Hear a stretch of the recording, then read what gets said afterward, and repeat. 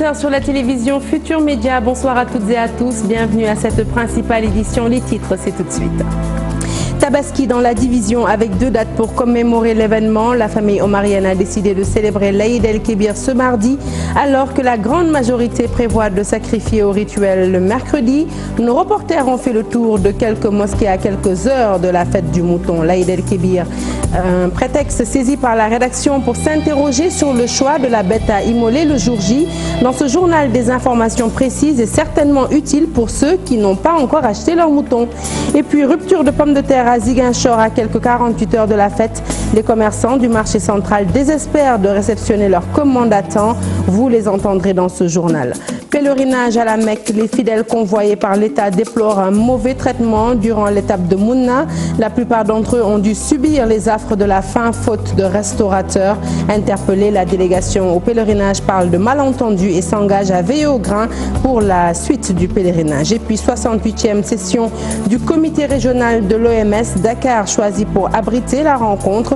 Au menu des discussions, les maladies non transmissibles telles que le diabète, le cancer, l'accès aux médicaments, mais aussi et surtout la santé de la femme également au menu des débats. Le journal des sports, ce sera avec Papa Abdoulaye sur ce plateau avant la fin de ce journal. Bienvenue à tous.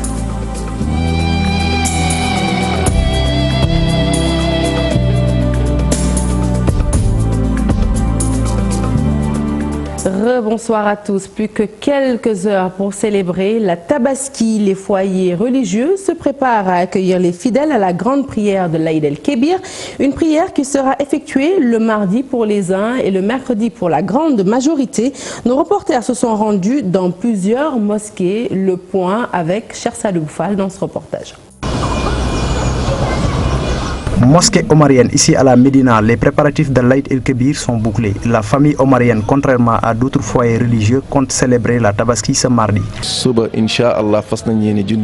La prière aura lieu demain à 9h30 sous l'ordre du Khalif Thierno Mohamedoul Madani. À quelques mètres de là, à la grande mosquée où le président de la République est attendu, la Tabaski sera célébrée ce mercredi. Les services de la présidence et les comités d'organisation font le point pour un bon déroulement de la prière. On va prier, Inch'Allah, ce mercredi. C'est la déclaration de l'imam de la grande mosquée. Tout est prêt. On a pris toutes les dispositions et la prière se déroulera à 9h. À Massalikul Djinan, la prière de la grande fête musulmane est aussi prévue ce mercredi et tout est fin prêt pour l'accueil des fidèles. Toutes les dispositions préparatoires ont été prises. Donc nous sommes fin prêts pour recevoir tous les musulmans et tous les talibés, Inch'Allah, ici à Massalikul Djinan. 2 Tabaski au Sénégal, l'une le mardi, l'autre le mercredi. Les musulmans vont encore célébrer l'Aïd el-Kébir dans la division. Et puis destination à présent Ngoundiane Sewkhaï, sur place dans le foirail à 48 heures de la fête de l'Aïd el-Kébir. Le marché est bien approvisionné, les prix ont été également revus à la baisse et le président de la maison des éleveurs Ismaël Sow s'en félicite. Reportage Charente Diop Seylatir. Nous sommes à Sewkhaï Ngoundiane, ce foirail sous-régional très convoité par les éleveurs de la Mauritanie, du Mali et du Sénégal. Ici, les camions de moutons débarquent à longueur de journée à 48 heures de la célébration de l'Aïd el-Kébir. Il y a des moutons en quantité suffisante et pour toutes les bourses. À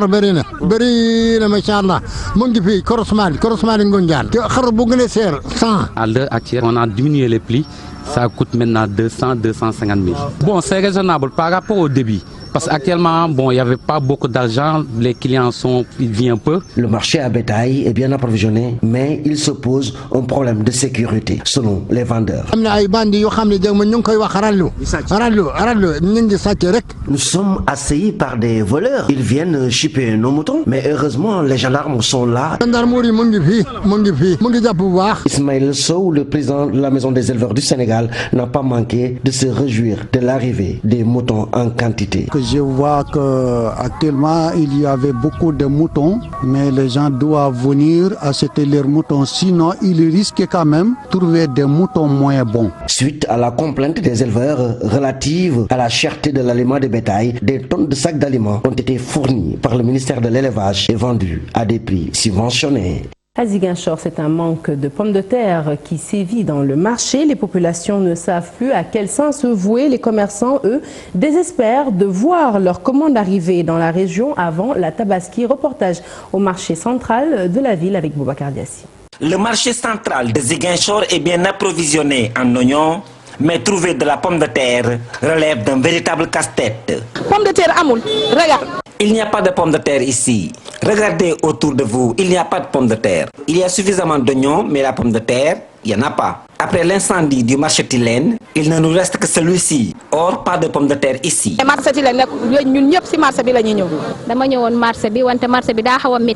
Je suis venu faire le marché, mais c'est très difficile parce qu'il n'y a pas de pommes de terre. Je suis le dernier à vendre de la pomme de terre ici et mon stock vient d'être épuisé. Je vendais le kilogramme à 700 francs, alors qu'il coûtait entre 400 et 500 francs. Ce commerçant n'a plus de pommes de terre depuis plusieurs jours maintenant.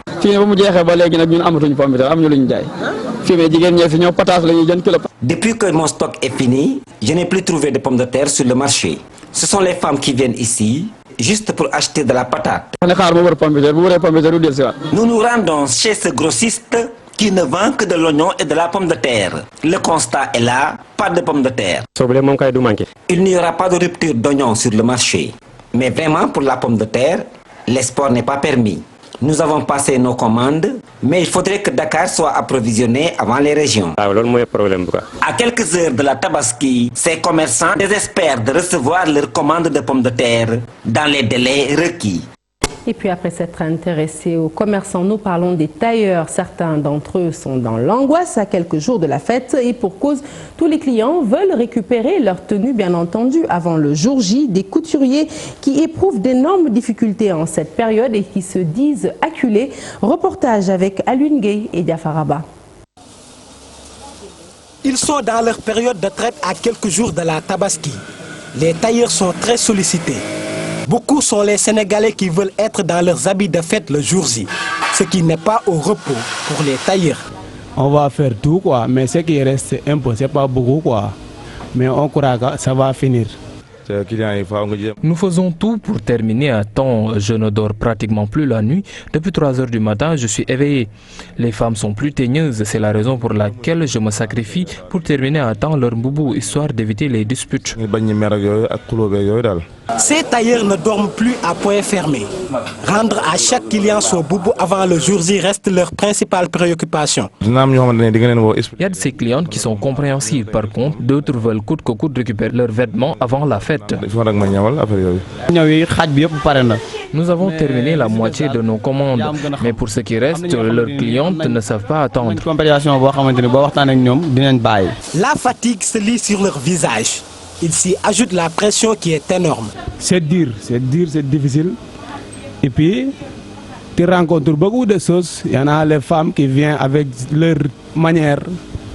C'est difficile mais c'est affaire des hommes. Très dur.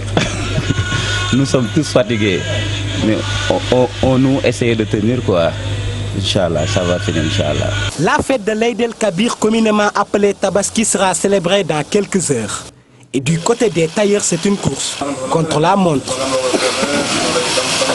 La Tabaski, une très belle fête, certes, mais qui peut s'avérer des fois éprouvante pour de nombreuses mères de famille qui se retrouvent sans aide le jour J. La cause, le départ des femmes de ménage qui souhaitent elles aussi retrouver leur famille pour célébrer l'Aïd el-Kébir. Toutefois, dans certains quartiers de Dakar, cette année, la donne a changé. C'est le cas à Liberté 6 où des femmes de ménage ont décidé de surseoir au voyage pour des raisons financières. Et ça te paye. Cette fois-ci encore, Astou Tomba a décidé de rester à Dakar, chez son employeur. La Tabaski, elle va la passer entourée de sa seconde famille. Elle s'évite ainsi un long périple puisque les finances ne sont pas au beau fixe. Je préfère rester ici à Dakar pour célébrer la Tabaski. C'est très compliqué pour effectuer le déplacement, aller jusqu'en Casamance. Et c'est des dépenses supplémentaires. Il y a quelques mois, j'y étais avec ma grande famille. Je préfère attendre après. Cela fait juste 2 mois, j'y étais. Pour mon mari, ne vous en faites pas. Ma belle-sœur est là-bas. Elle va assurer la grillade. Pour mon employeur, il s'en réjouit beaucoup. Nous sommes toujours dans le quartier de Liberté 6, non loin de l'immeuble de Astou Tomba, mais cette fois-ci... Moi non. La bonne, elle est là, elle habite là avec nous. Donc vous avez de la chance. Votre épouse, elle n'aura pas tous ces problèmes que les Du tout. Non, du tout. Franchement, non. On habite le même village à Dagana là-bas, bon. Elle vient de là-bas, bon, donc pour aller passer la Tabaski jusqu'à Dagana, c'est difficile et compliqué, donc bon. Elle reste ici chaque année. Elle reste là chaque année, bon, jusqu'à la fête du Gamou annuel, nous tous on y va, ensemble, donc bon. Sur ce plan-là, on n'a pas de problème. Se sont-ils passé le mot? Nous tombons encore sur une dame originaire de la Casamance. Cette année, je vais rester à Dakar. Je n'ai pas les moyens pour faire le déplacement. Je devais y aller avec mes enfants. J'en ai beaucoup et je n'ai pas eu l'argent nécessaire pour le voyage. C'est difficile de faire l'aller-retour, alors je préfère me reposer. Peut-être je vais me reposer 2 jours. Je suis lingère et je n'ai plus la force pour faire... Tout ce que l'on peut dire, c'est qu'elles ont du bol, ces maîtresses de maison qui ne vont pas devoir se plier en 4 pour accomplir les tâches ménagères. Et pendant que certaines femmes de ménage ont décidé de surseoir au voyage pour des raisons financières, nombreux sont les Sénégalais qui affluent déjà dans les gares routières pour rejoindre l'intérieur du pays. Un rush bien apprécié par les gérants de gare qui en profitent du coup pour augmenter le prix du trajet, mais sans pour autant freiner l'ardeur des passagers, comme vous allez le voir dans ce reportage, des passagers prêts à tout pour retrouver la chaleur du cocon familial chez Hassan Afal.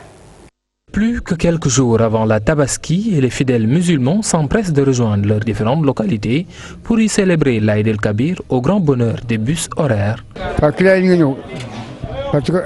Les clients affluent vraiment pour voyager, car tous les habitants de Dakar ne sont pas originaires de la capitale. Nous en profitons pour augmenter aussi le tarif, mais c'est très compréhensif quand même. Des voyageurs qui préfèrent prendre la route assez tôt pour différentes raisons. Je préfère toujours donc aller tôt que de bousculer donc au niveau des véhicules et tout. Donc voilà, pour rentrer en toute sécurité et voilà. C'est juste que je profite du week-end pour rentrer et pour pouvoir me reposer aussi, car le trajet est laborieux. Moi, je voyage assez tôt pour pouvoir rentrer et m'occuper de la maison, mais aussi me reposer. La sécurité des passagers, un point bien pris en compte par le chef du garage. Nous assurons la sécurité de nos clients, car pour chaque bus, nous avons 2 conducteurs pour se relayer. Chaque chauffeur s'occupe d'un seul voyage, pas plus. La Tabaski sera fêtée au Sénégal d'ici peu et chaque musulman veut rejoindre sa famille dans les plus brefs délais pour célébrer l'Aïd dans une atmosphère conviviale et familiale. Et puis en cette veille de Tabaski, la mairie de Dakar a tenu à perpétuer son geste envers les familles démunies et ce, malgré l'absence du maire de Dakar sur les lieux. Sur près de 15 000 demandes, 4 000 citoyens ont pu bénéficier de cet élan de solidarité. Une volonté du maire de Dakar, Khalifa Sall, bien qu'il soit en prison, selon le directeur de l'action sociale au niveau de la mairie, Babakar Abambaye, que je vous propose d'écouter dans ce reportage signé Al-Hassan Ba. Fatou Ndiaye est très contente d'avoir encaissé son argent, un mandat qu'elle a reçu à la mairie de Dakar, une aide pour les besoins de la fête de Tabaski. On ne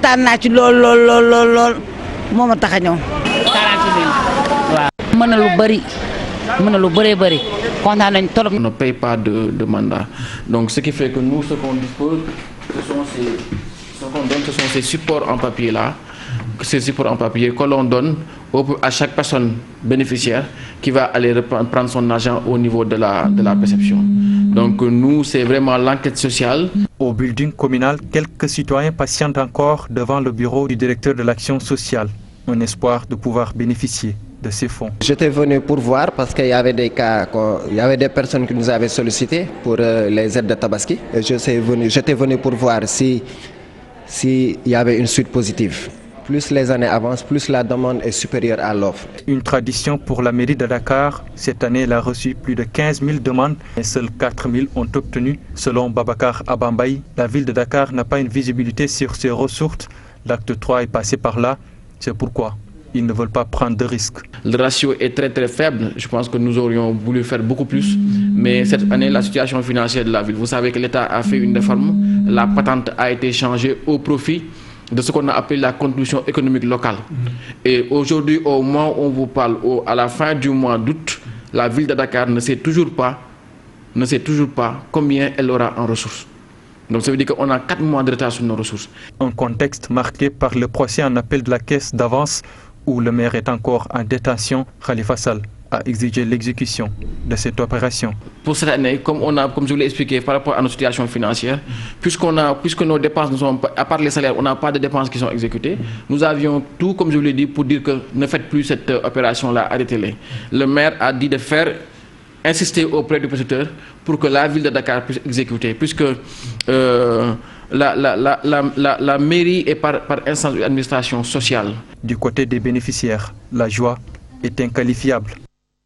Et nous revenons sur la célébration de la Tabaski dans la division cette année. Si certains musulmans célèbrent la fête dès ce mardi, la grande majorité, comme je vous l'ai dit à l'entame de ce journal, attendent le mercredi. Mercredi 22 août sera donc un jour férié tel que le stipule la loi. En revanche, le lendemain de la fête est bel et bien un jour ouvrable. Mais vous allez voir dans ce reportage que dans l'esprit de nombreux Sénégalais, eh bien, la reprise du travail au lendemain de la fête n'est pas encore à l'ordre du jour, cher Diop. La fête de Tabaski, c'est dans quelques heures. Si certains musulmans célèbrent la fête mardi, d'autres mercredi. Mais une grande interrogation s'impose. Quel est le jour férié? C'est le mercredi officiellement qui est jour de la Tabaski. Ce qui veut dire que c'est le mercredi qui est journée fériée, chômée et payée. Pour pouvoir ne pas travailler, il faut au préalable une permission dûment signée par sa hiérarchie. L'un règle dans le monde n'est que férié le lendemain parce que moi je tombe dimanche. Dans cette entreprise, les travailleurs s'activent. Cet employé déclare qu'il se conformera à la loi. Non, je n'en demande pas. Parce que je suis à la fin du mois, donc il faut que je termine les salaires. Donc, quelles que soient les conditions, il faut que je vienne au bureau. Donc, je suis obligé de venir. Inch'Allah, je serai là. Inch'Allah, je serai là. Djibi Ndiaye travaille dans une entreprise de la place. Il est conscient que c'est le mercredi le jour férié. Toutefois, il compte rejoindre son poste lundi. J'ai pris la permission depuis jeudi passé et pour 2 jours. Jeudi après la fête et vendredi, Inch'Allah. Normalement, c'est le mercredi qui est jour férié, mais le problème c'est que puisqu'on travaille à Dakar et on n'habite pas à Dakar, on est censé retourner dans nos villes respectives et pour cela, il faudra qu'on prenne des jours. Ces musulmans sont d'accord sur l'importance de la fête de l'Aïd el-Kabir. Ils demandent aux travailleurs à se conformer à la règle en regagnant leur poste à la date indiquée. Et puis à quelques heures de l'Aïd el-Kébir, quelques informations pour mieux vous guider dans l'achat de votre bélier pour ceux qui bien entendu ne sont pas encore passés à l'acte. Alors quels sont les critères requis pour le choix de la bête à immoler le jour J? Élément de réponse toujours avec Cher Diop. Des moutons, on en voit dans tous les coins de la capitale, des milliers de vendeurs aussi. Tous des propriétaires de moutons qui veulent vendre leurs bêtes pour la Tabaski. Dès lors, une interrogation s'impose. Quel mouton immoler le jour de l'Aïd el-Kabir? Vous savez, le mouton de Tabaski fait partie de ces recommandations de Dieu. Et le prophète paix et salut sur lui a dit que ce mouton doit vraiment être un mouton complet. Il ne doit pas présenter des manquements. De la tête aux pieds, tout doit être complet. Gorgui Kama est vendeur de moutons. Il est conscient de l'importance de ces critères. Moi, je suis très vigilant par rapport aux critères. Franchement, je ne veux pas vendre des moutons qui présentent des manquements. Et d'ailleurs, je dis même à mes clients de bien vérifier avant d'acheter. Avec les difficultés de la vie, certains Sénégalais oublient ces critères d'éligibilité de moutons pour la Tabaski et pour la pré-sacrifice.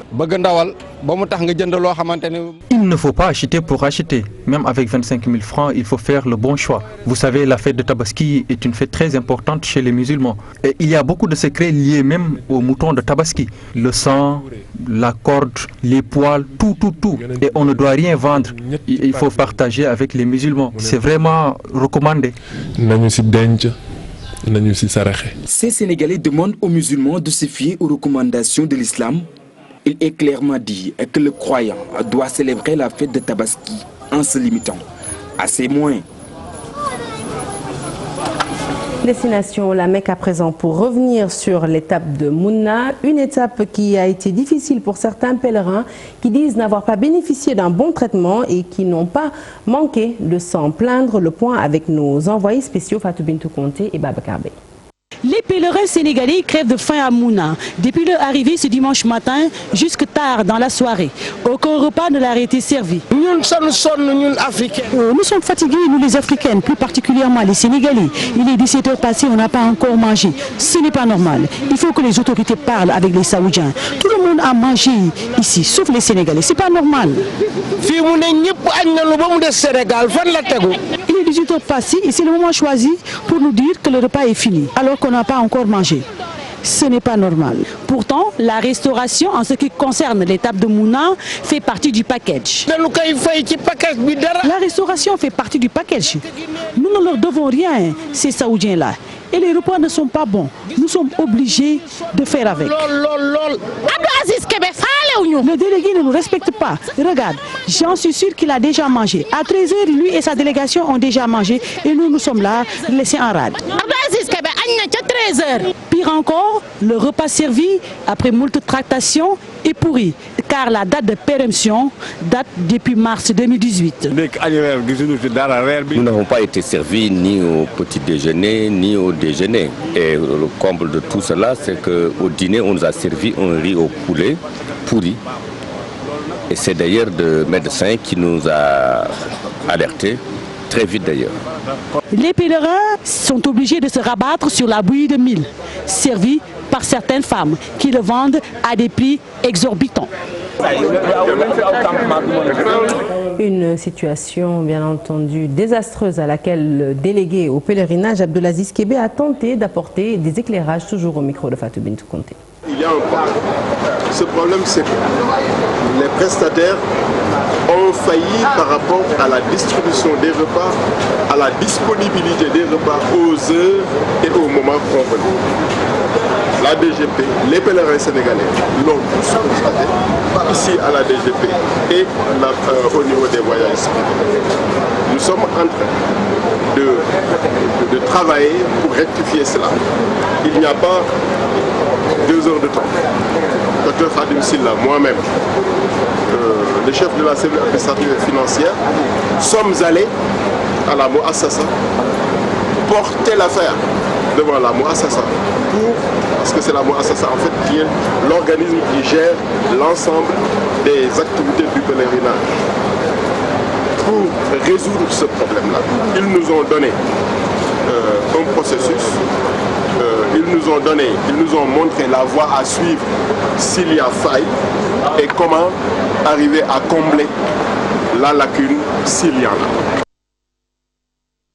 Retour à Dakar, la capitale, notre capitale qui abrite du 27 au 31 août la 68e session du comité régional de l'Organisation mondiale de la santé. Au total, 47 États membres vont examiner la situation sanitaire en Afrique avec un coup de projecteur sur les maladies non transmissibles telles que le diabète ou encore le cancer. Une attention particulière sera également accordée à l'accès des médicaments ou encore à la santé des femmes.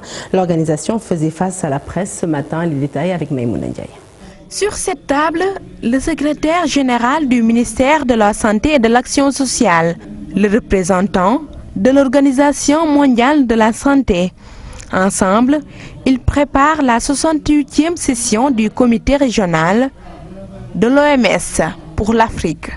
Une rencontre qui va passer en revue la situation sanitaire dans la région africaine. Cette session, prévue à Dakar du 27 au 31 août, va regrouper 47 États membres. Ces États vont adopter des stratégies au cours des travaux Pendant 4 jours, les défis resteront l'accès aux médicaments et aux vaccins, la lutte contre le choléra, l'éradication de la poliomyélite, entre autres. Les maladies non transmissibles, notamment le cancer et le diabète, feront aussi l'objet de discussions, selon le comité régional de l'OMS. À la fin des échanges, des recommandations sont attendues pour un financement durable de la santé.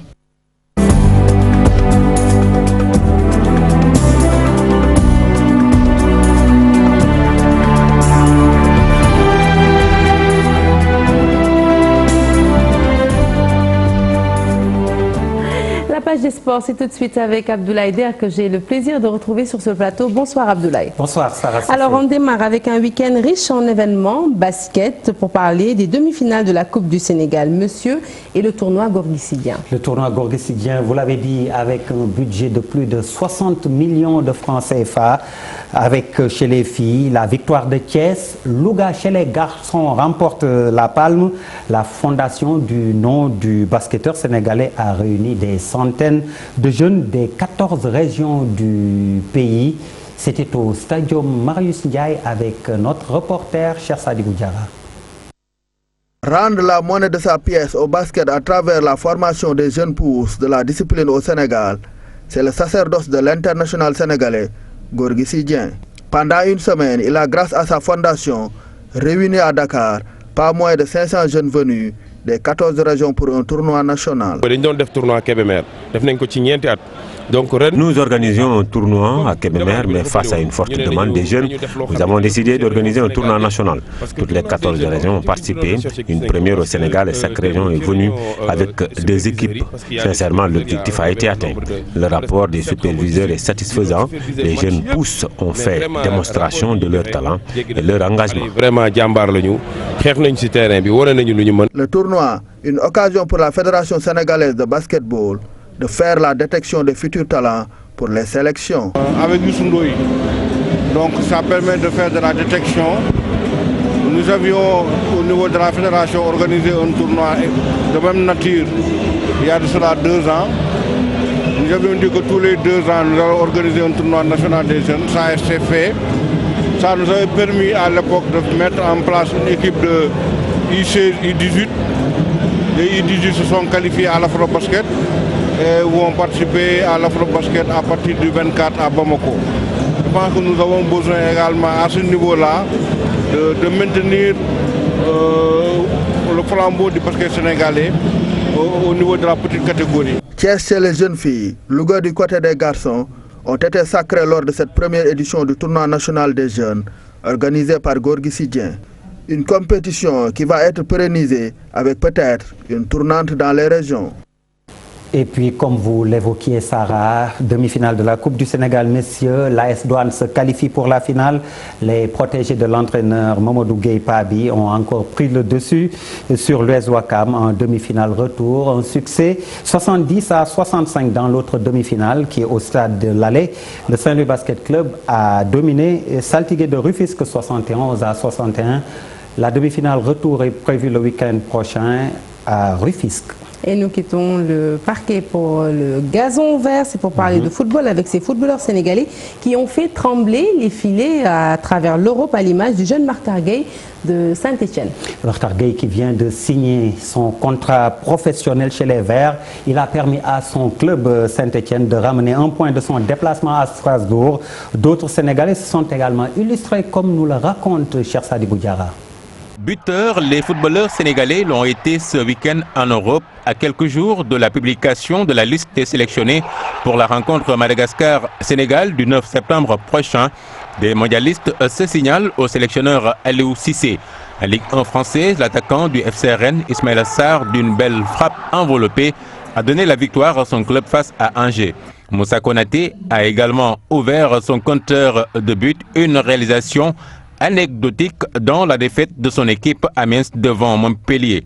Le milieu défensif Alfred Ndiaye a donné de ses nouvelles depuis l'Espagne et précisément à Liga 2. Son but a offert la victoire à son club Malaga aux dépens de Lugo.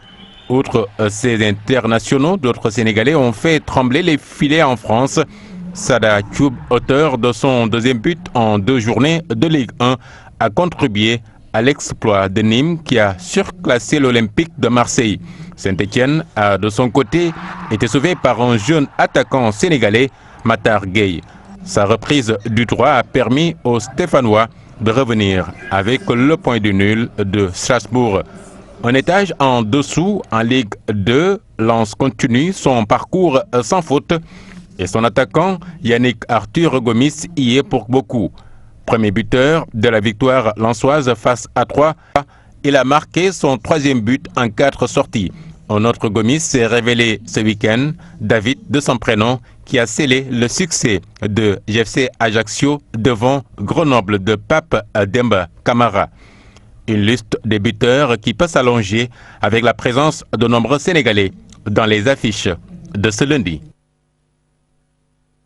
Pour terminer cette page des sports, Abdoulaye Der, notre sport traditionnel, la lutte avec frappe, avec Zos, le showman de l'arène qui décide d'arrêter sa carrière. L'homme aux 21 combats avec 12 victoires pour 9 défaites a décidé donc de retirer son gembe sur ordre de son guide religieux, comme nous l'explique dans cet élément Mamadou Fall.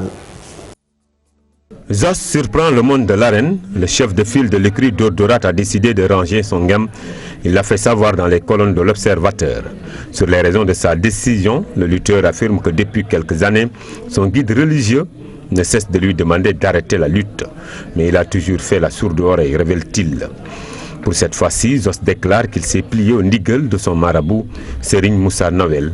Une décision donc mûrement réfléchie selon lui. Son départ va priver l'arène d'un showman.